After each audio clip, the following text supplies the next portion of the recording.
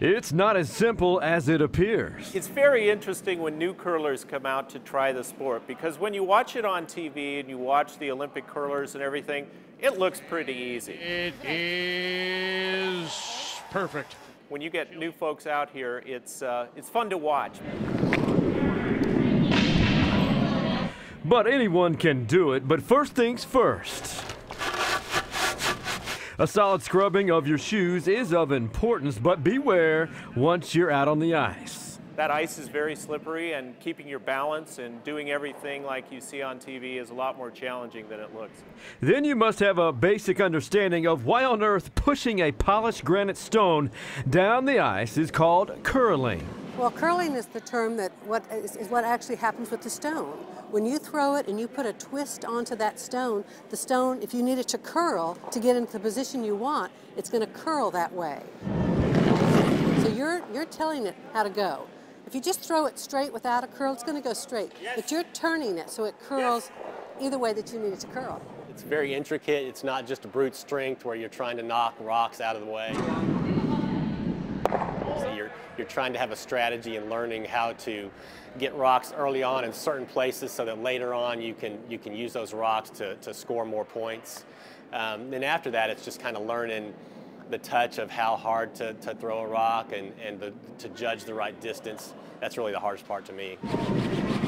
Yeah. And the strategy is to successfully push your team's colored stones into the center of these circles and have more of your colored stones. A little disappointed. We missed, didn't hit anything at all, so we got nothing. But there are two keys to success, one of which is having a skip who can give audible directions at a high volume. Hard, guys! Yes! Bring it! Get it there! Work, Kate, work! It's a great stress reliever. You get to yell and scream and vent at a safe level. Stop! Oh, I went too hard now.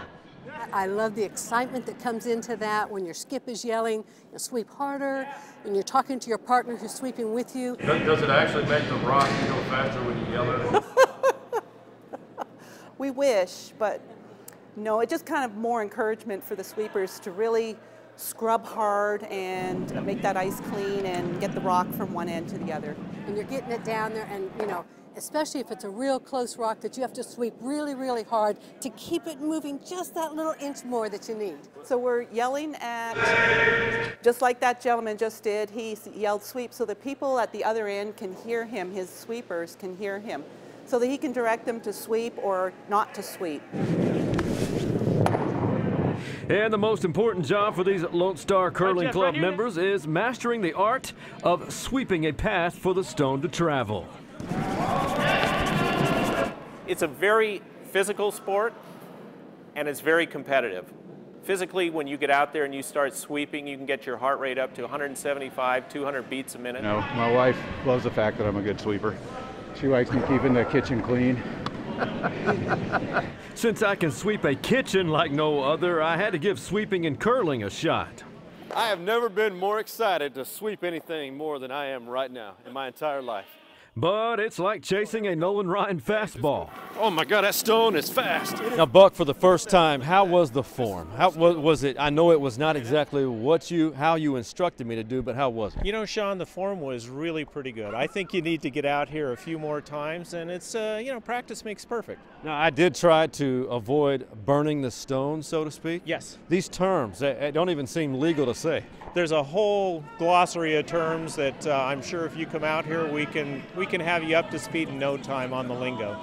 In addition to learning all of the lingo involved in curling, the scoring system is somewhat complex, but rather simple at the same time. And then we scored 2 more to take us to a total of 4 in the fourth inning. Okay. That's the most convoluted scoreboard ever. Now, the scoring is kept very simply by numbers. Whoever has the most closest to the center of the ring, if your yellow's in, if you've got 1 yellow in there, you get 1 point.